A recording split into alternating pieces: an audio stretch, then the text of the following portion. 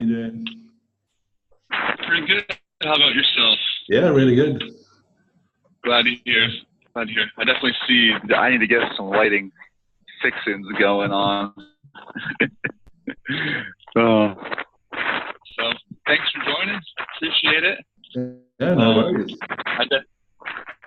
But one thing that came across my mind, I don't really know about much of the people in the pub, is what drew you to the Bitcoin.pub and to Peter? Well, it's a couple of things really. I have been into technology always.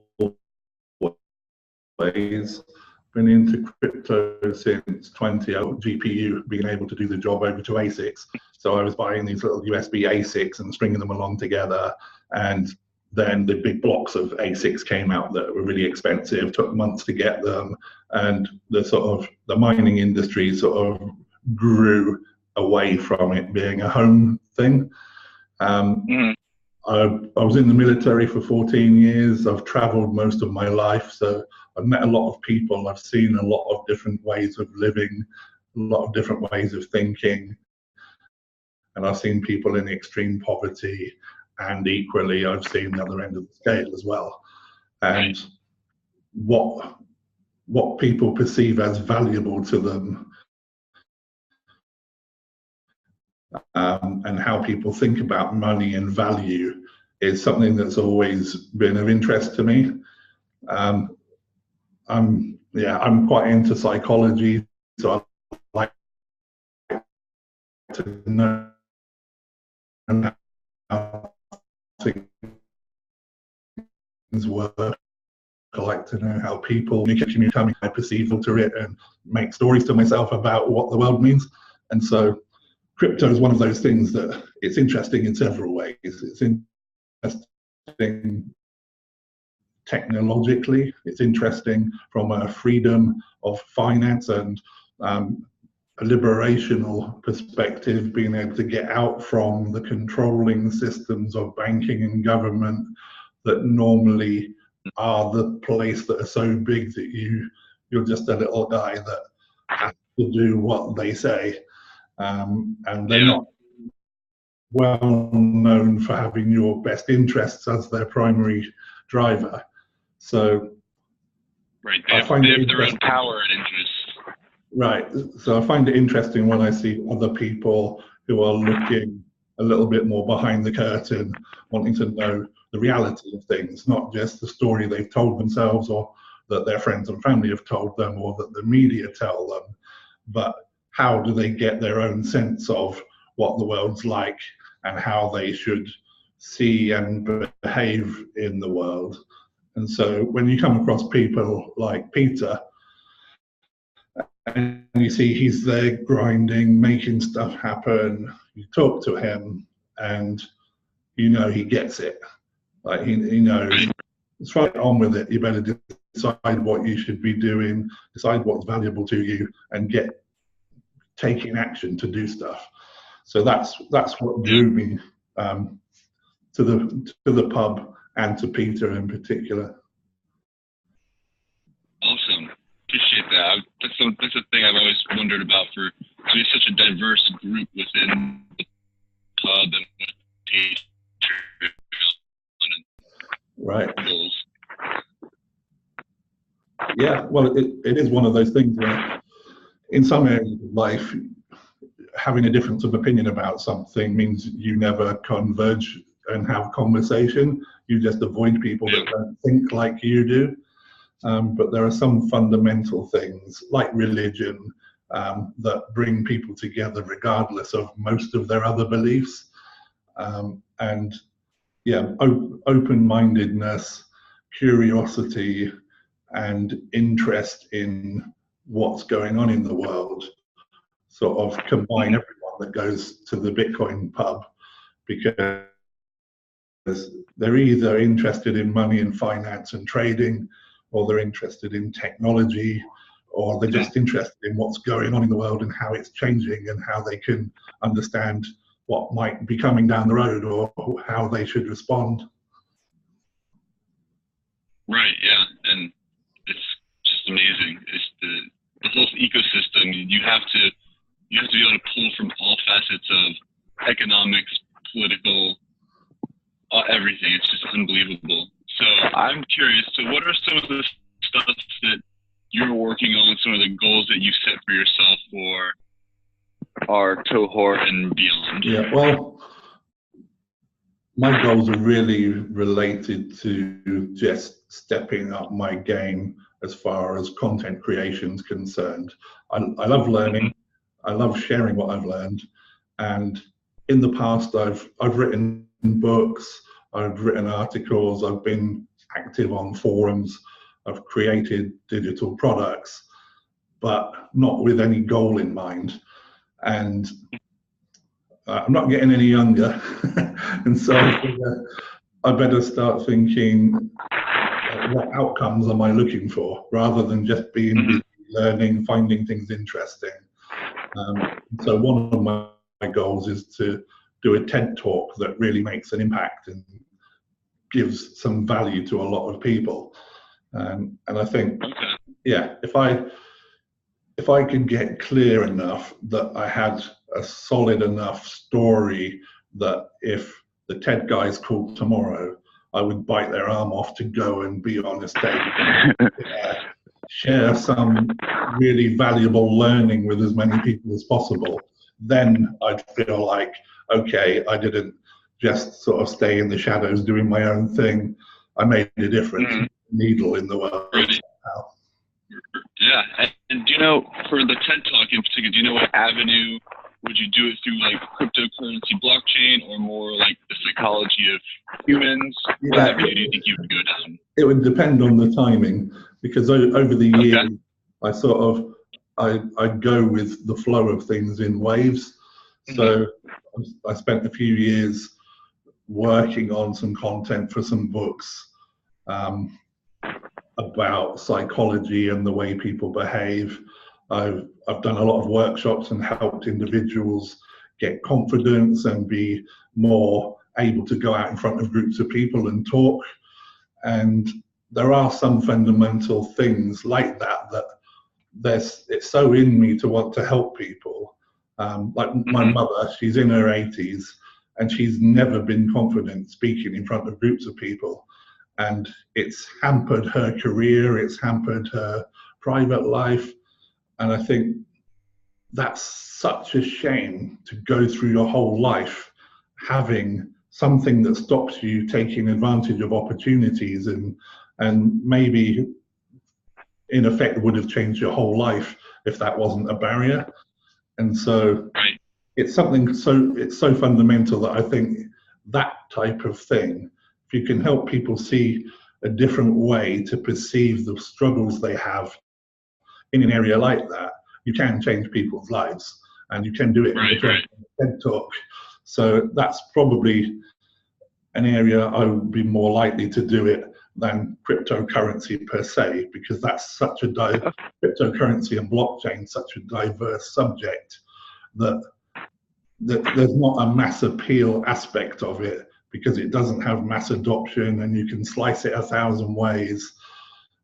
So I love that.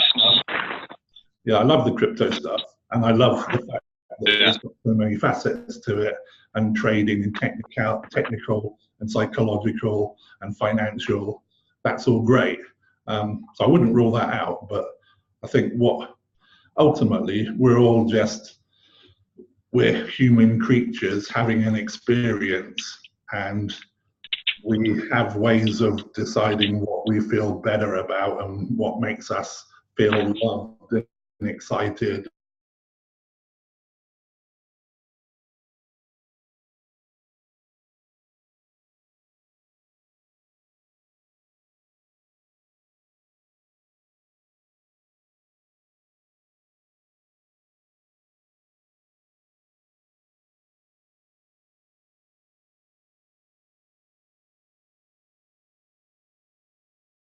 One or couple of the groups you're planning on building throughout the cohort and for Yin? Yeah, well, obviously cryptocurrency is One, it's not like I've just drifted into it in the last couple of months because I found the pub. I've been into it. Right. I'm a miner. I love crypto mining. I've got a bunch of rigs. I've sort of found all the teething problems and issues that you need to consider to be able to be a miner, how to make mining, how to decide whether it will be profitable or not. And you're exclusively a GPU miner, correct? Yeah, I prefer ASIC. Yeah, just because you get more flexibility. Right. So I'm assuming. So I know your YouTube channel. You're doing a lot of mining stuff. So I'm assuming you'll continue on that avenue. Yeah, absolutely. At least a little bit. Yeah. Because again, it's one of those things when I see people in person and I talk to groups of people, they want to know about that stuff, and I say, "Oh, just go on YouTube. There's other guys already doing that stuff. You don't need to repeat what other people have said." But then they say, "Yeah, but I don't know those guys, and I trust you. I want to hear it from you." So people like to hear information from someone they know and trust, and it's sometimes very hard to trust random people on the internet. I've bounced around a lot of crypto YouTubers over my journey, and Peter's the one I stuck around with the longest, for sure. Right. Yeah, so I have sort of changed my mind in that respect. I was thinking, who needs another YouTube telling people about mining and crypto stuff? But actually, yeah, the people that I know, when I talk to them, it's me that they want that information from. I've also been working on some material for confidence and public speaking, and I've delivered that workshop style to a bunch of people physically, and so I think that lends itself to being digitized as well. So so that's something that I'll do. And again, I think it's the sort of thing that you can change someone's life, helping them have a better outlook on how to overcome a struggle like that. And for some reason, fear of public speaking, I don't know whether it's the school system that embarrasses you into being quiet and sitting down and don't stand up and say what you think, or whether it's maybe right back to our primal days where if people were looking at you, they might be hyenas, and so being stared at is not a good feeling if you think of it in those terms. I think that's... You definitely have like a sixth sense when you're in a crowd. You can feel eyes on you, and so it's an uncomfortable feeling, especially if you're not mentally prepared to have the eyes focused in on you. Right. Well, that's the thing. Our brains are designed to look for what's changing in our environment, and if there's quick movements, like you can't tell the difference between a piece of rope and a snake in the dark when your mind's in a certain place. Right. Yeah. Definitely. A lot of psychological problems people have can be massively alleviated with practices such as meditation and mindfulness. So giving people ways to ground themselves so that the disturbances of the day have less of an impact on them can make a lot of difference to people's daily lives, as well as specific things for tackling particular problems. So yeah, that's something I care about, and I want to help people with. So that'll be a fairly prime focus as well. Yeah, awesome. That sounds like a great way to focus on. And then another thing I'm always curious about with people, with our pub mates, and you don't really have to answer this if you don't want to, but what was your biggest mistake with cryptocurrencies? My biggest mistake was getting out of mining in 2011 when I thought my setup can only mine me a few bitcoins a week now. It's not worth bothering with. Right. And so I wish I had those few Bitcoin a week.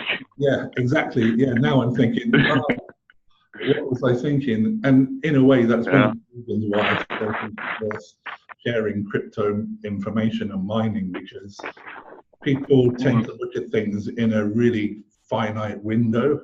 And like a lot of people who got into crypto in the last 9 months, they got no experience of its ups and downs before that.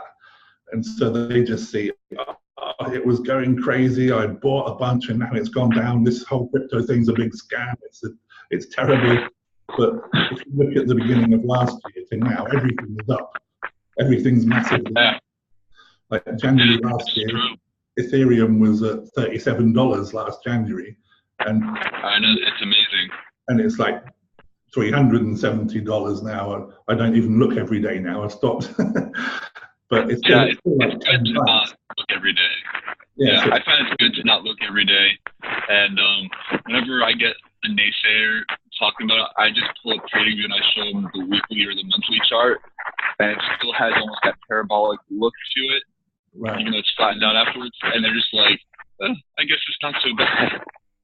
Yeah, exactly. So if you've been in it for a while, you know the flow of it, and you know, like, the trajectory from the last few years is up, up, up, up. Yeah. The technology now is much more advanced and much more prolific than it was a year ago. So regardless of what the prices are doing, the actual physical ability for the technology to deliver has increased tremendously. There are lots more projects, lots more techies that weren't into crypto have reskilled and understood how to do blockchain development, smart contract development. There are multiple types of blockchain, and you see the big banks doing their own thing. IBM have got their own thing. The automotive industry are tapping into crypto and tokens. The medical industry, the healthcare industry, the energy industry, like all of these industries, they're on board with this stuff. They're doing things. And it's easy to look at the prices and think, oh yeah, that stuff, it's been and gone now. But really, we're literally just starting, and it can change the world in so many ways. But it's for people not into it, it's like you being a techie when HTTP was invented and trying to tell them about it, and they're like, why do I care about that stuff? You're like, yeah, but it's what we'll do on it when there'll be websites and stuff, and they're like, yeah, tell me when I need to care. And that's what we're in. Yeah, people tend to be afraid to be the early adopter when they perceive a higher risk of failure. But that's when you get the biggest satisfaction from the long-term struggle for that end result. No one wants to be the guy with the arrows in his back leading the way. But conversely, when people sit out on the sidelines for a couple of years and then turn around and go, what? Bitcoin's $10,000? I knew about it when it was $50. Why didn't I do something? And it's, right, yeah. It's that. And I actually knew that twice early on, but I never researched it because first time was high school. I was like, oh, this is just nerd money. They're just playing with programs. And the second time was in college, and they were using it for not the best of things, which in hindsight is the worst way to use it because it's completely traceable, public. And and I didn't get into it until I started working and making money and doing research on planning for my future, and savings accounts like 0.02%, and that's just complete rubbish. And eventually, that journey led me to crypto, Bitcoin, and all the other great stuff that comes along with it. So what is it that you have as your vision for how the next few years will pan out for the effort that you're putting in? So I initially started off with wanting to do kind of like a self-improvement motivational channel, because I feel like a lot of people just tend to stay stuck in the same habits, and retraining yourself for new habits is something that tends to be difficult for a lot of people.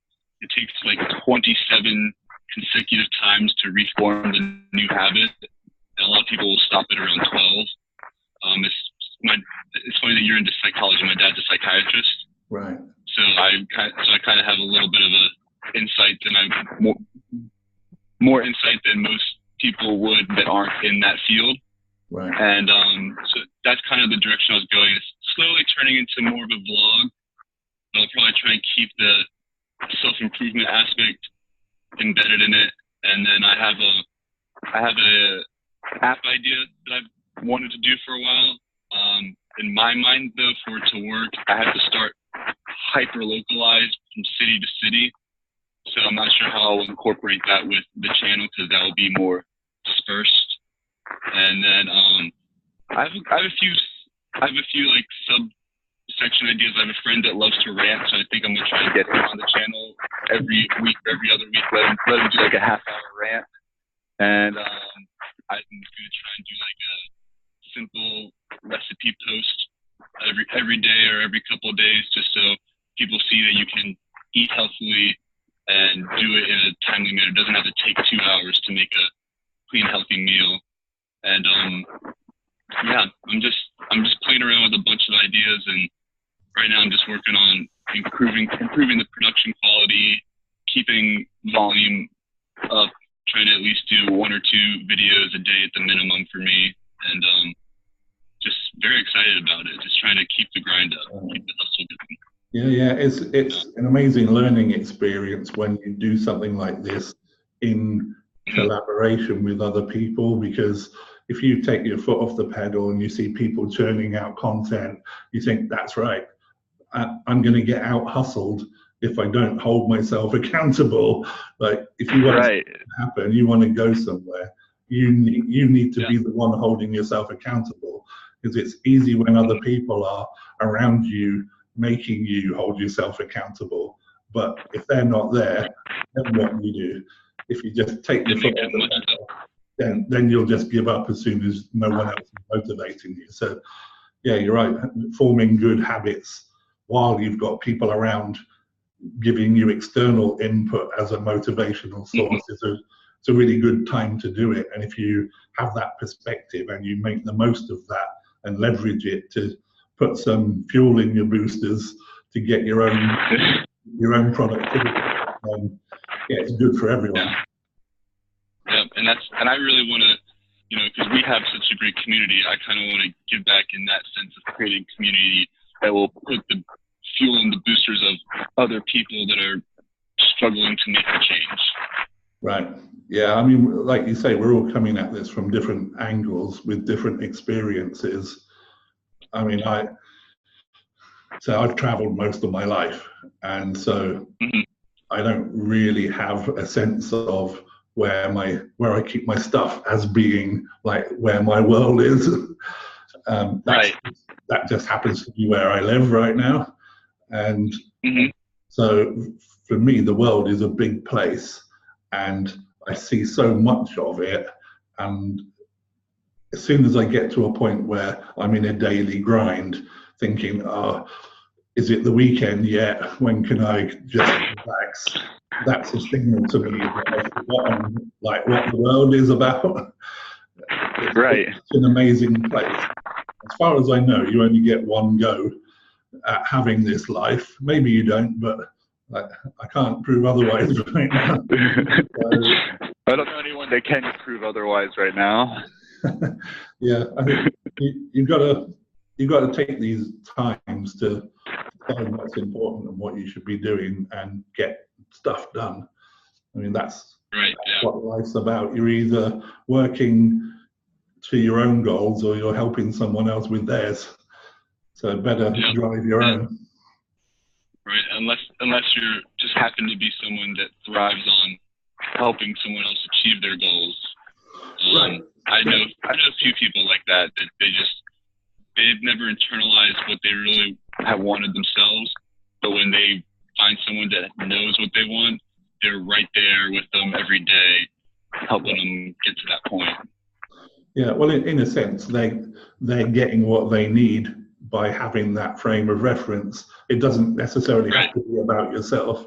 If you meet someone who's just so amazing, you think, my God, this guy needs all the help he can get, and I would feel fulfilled just knowing that I'd helped some big thing happen that I know he'll make happen. I'm sure a lot of people that work for Elon Musk probably feel that way. Yeah, and he's launching out a bunch of, he's got SpaceX, Tesla, he's doing the boring company now, building those tunnels under LA for the roads, and he's all over the place. Yeah, he's got audacious goals, and you know he'll do what needs to be done if it's possible, and it's humanly possible for him to make it happen. You know it'll get done. Yeah. He's that type of guy, and he's thinking so big that you can't look at him and think he's being selfish, or you're like, oh, I'm not going to follow that guy because he's just so selfish.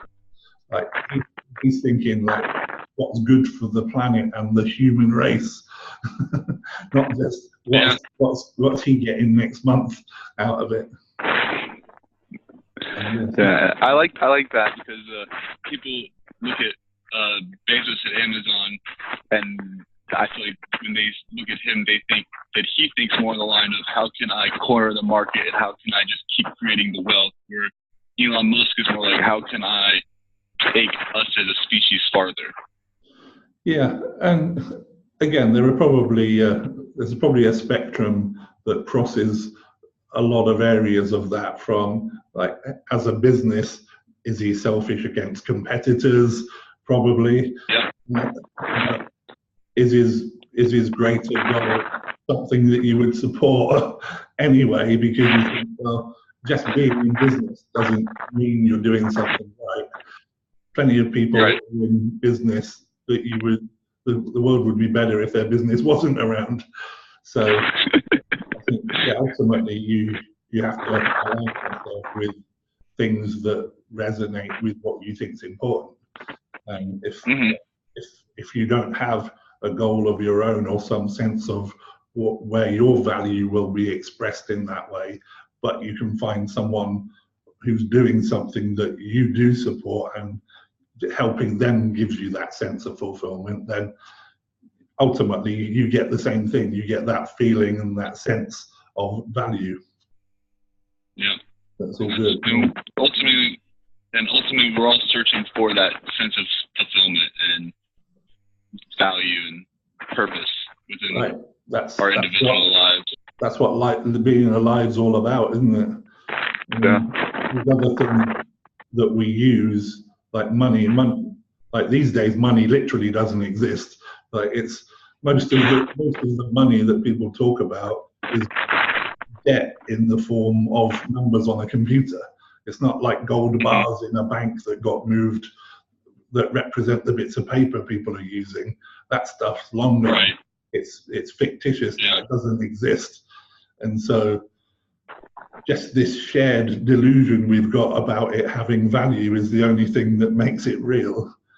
And again, if you focus on like, I want lots of cash and I'm going to hoard it, it's completely useless. Like it needs to be used. It has to go somewhere. You need to swap it for something you care about for it to actually have any meaning. And so some people use it as a way to keep score. So like delivering value. Well, people are sending me something everyone considers value. So that's a fair bar to say that I must have been delivering some value, because otherwise people wouldn't swap something they cared about for my time and effort. So it's funny that you talk about.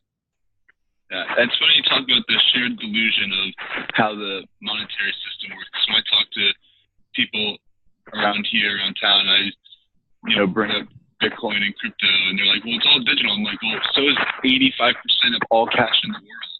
Right. Only like 20 to 15% of it's actually physically printed, and people just don't realize it." If you look at the effort required to create money, it's much less than the effort required to create Bitcoins.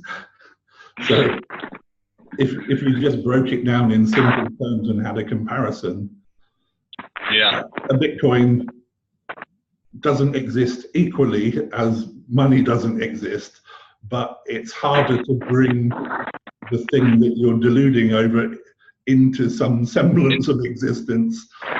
Yeah, very true, very true.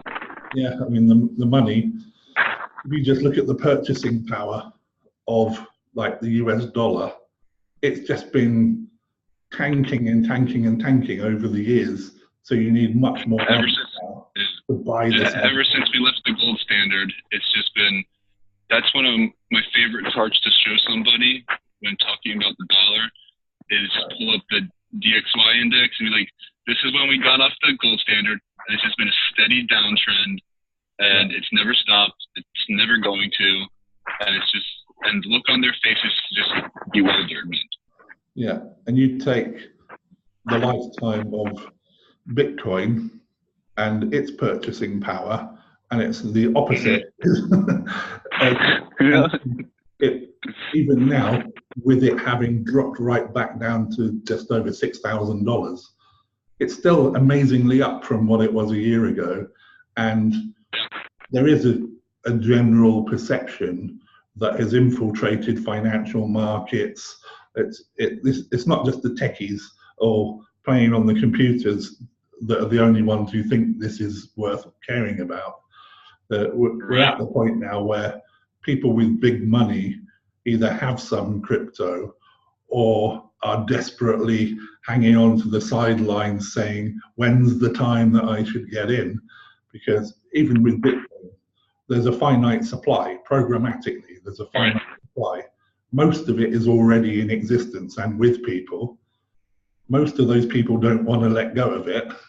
Ironically, since it was designed to be a digital cash, it's because people know that there's genuine scarcity to it. It's like gold coins.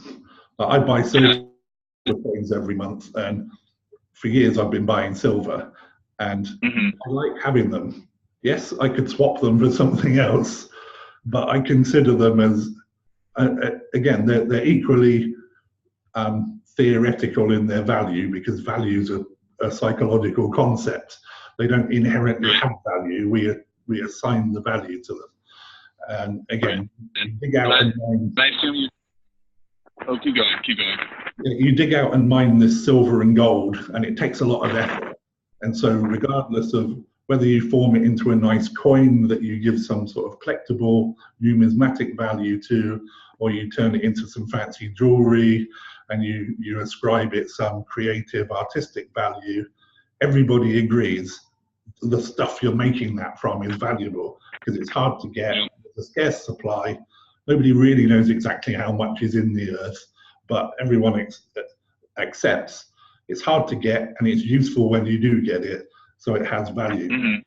And so when the currencies are losing their value, the precious metals tend to hold their value, to the point where gold used on digital circuitry in minute amounts, it's still worth recovering that gold again, rather than it ending up on a landfill. So like people, once it's in existence, people like to keep it in existence and not let it disappear or go away. They want to recover it and reuse it. So the idea, my understanding, that's a pretty big business, recovering gold from circuit boards, gold, silver, and I think palladium's used also. Right. I mean, silver has so many uses in solar panels, energy systems, electronic circuits, in health. I mean, silver is an antibacterial health thing as well. Although most people think of it as blocks of silver or coins, it's used in medicine to disinfect wounds. It's got so many useful properties as well as money. And so, in a way, I think of crypto like that, the same as I think of gold and silver. It has this store of value property because you have to put effort in to get it into existence. The mining process is not cheap, I know. And once you get it, yes, you can swap it for things, but unless you have to, you want to keep it. Unless you're a trader and you're just all about buying and selling and getting margins. I mean, I like trading as well, but I don't like trading away my crypto for fiat currencies.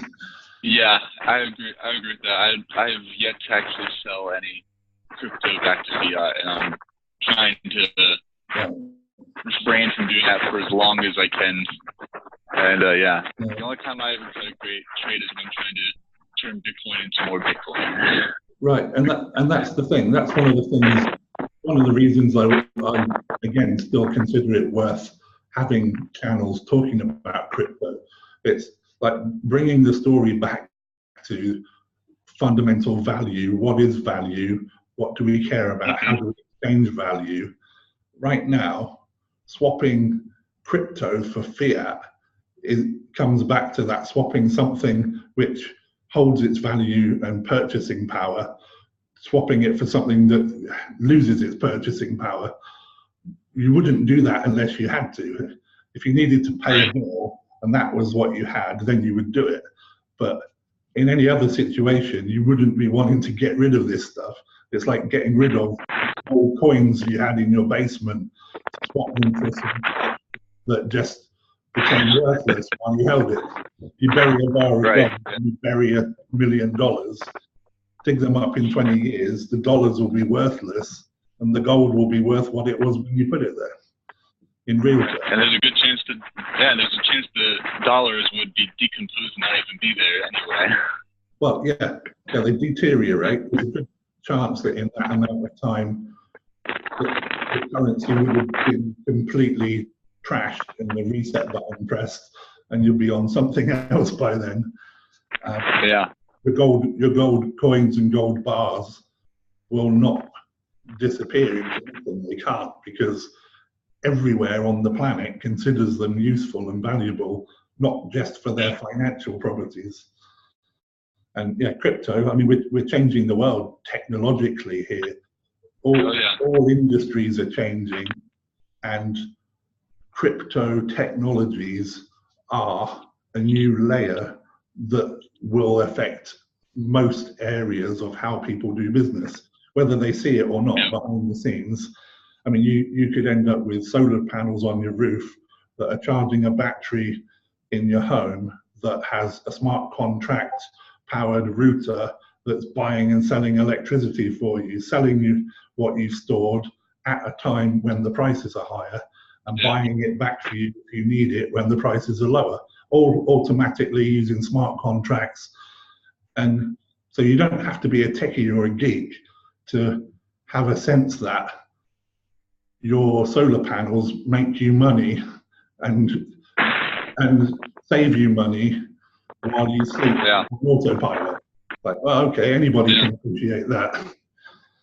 Yeah, no, it's amazing. And I have a few friends that when I talk to them about this kind of stuff, it's like, I don't want to know. Just when I make some money, I just want to give it to you, and you make me more money. It's like, it's like you might want to actually learn about it a little bit, though. So it's just funny how people want least work. They want to do everything the easiest possible way. And the thing is, you know, someone who's asking you a question like that, what they want is to turn that back into dollars. Yeah. That's their goal. The dollars is where their head's at. Yeah. No. Or to have dollars to buy it into metals or something that they have more of a concrete grasp on. Because, you know, I mean, one of my favorite articles from last year during the big bull run was about preppers trading in big portions of their precious metals piles for Bitcoin and Litecoin and other cryptocurrencies. I thought that was an amazing trend to see that the store value proposition has been taken so strongly and received by people that are paying attention that the momentum was really building. It was a really cool article to read and hear about. Yeah, especially if you look at the general media, a lot of what they're saying, it was sort of like the price of Bitcoin was a problem for them because they were busy trying to say, oh, this is just for thieves and criminals. And when you look around, you think, well, the fiat currency is what they're using right now. So if they use Bitcoin instead of dollars, that's not really going to change anything. And actually, dollars are completely fungible. And Bitcoin, you have wallets, you have addresses, there are systems out there monitoring transactions. Like, Bitcoin's not anonymous, which is why there are privacy coins to actually, if you do really care about anonymity and privacy, there are other coins you would use. You wouldn't be using Bitcoin. And some of the second layers will provide extra layers of privacy also. Right. Which I'm excited for. Yeah, so when you've got truck drivers buying Bitcoin with their gold, even when the news is telling them, oh, this is all a big bubble, it's going to disappear overnight, don't get involved. Like, at some level, people understand that the media are just sharing information they've been told to say, and they're not completely unbiased. And so, yeah, if you care about yourself and you look at the world on a macro scale and you see Venezuelans having their currency go insane to the point where they've got $10 trillion notes, and you see Greece with the banks giving the Greek customers a haircut on their account and like stealing money from their bank accounts, and you think, well, who really knows how long bigger countries have got before the same dynamics play out? Nobody knows. Everyone can appreciate that the amount of debt that Western countries have is increasing, to the point where if you broke it down and spoke to a school child about it, they'd say, oh, the system won't work. And you say, oh, no. They would tell you point blank, oh, yeah, that's not going to work. Like, it's not rocket science, this stuff. It's been twisted and turned into a more complex system than it was ever supposed to be. I mean, you know, if you're underwater on bills and payments, you're not going to last very long. Right. Yeah. And it's, I mean, as a silver buyer for a long time, it has amazed me how long the can has been kicked down the road to keep the price of silver low. And yeah, I do find it amazing the ability that some entities have of keeping the game playing. And you look at Donald Trump now, he's got another election term sort of looming. He's not going to want the economy to look like it's going down or struggling. So even if you thought that there was a legitimate case for the US economy should be on its knees, there's not going to be a lot of evidence of that in the news, because all of the focus will be on making the appearance be a good one. Yeah. And yeah, as we know in crypto, people's story about it carries more weight than the reality of it. Mm-hmm. So yeah, we'll be surprised how long it continues, I think.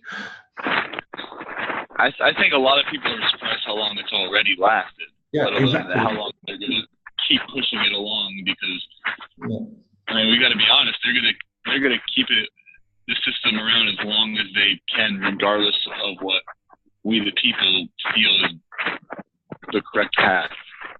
Right, and like I say, outside of the crypto domain, you're pretty much at the mercy of rules and regulations and laws that get imposed on you. Something could be created today that makes what was perfectly acceptable behavior today a crime tomorrow. And say in Europe, we've got this whole Brexit thing going on, and a lot of the drivers for that were people seeing that someone in Europe made it a crime that you couldn't sell a bunch of bananas in pounds and ounces now, and it had to be kilograms, and like crazy rules that demand or criminalize what was perfectly acceptable behavior in a way that a normal person on the street wouldn't be able to rationalize how the hell you make sense of a system that forces that type of behavior through to the end user like that. And so it's not surprising that some people are a bit disgruntled with the system they're finding themselves in. But again, unless you're a politician and you're active at a really high centralized level, you've got no clue really what's going on and what's driving things.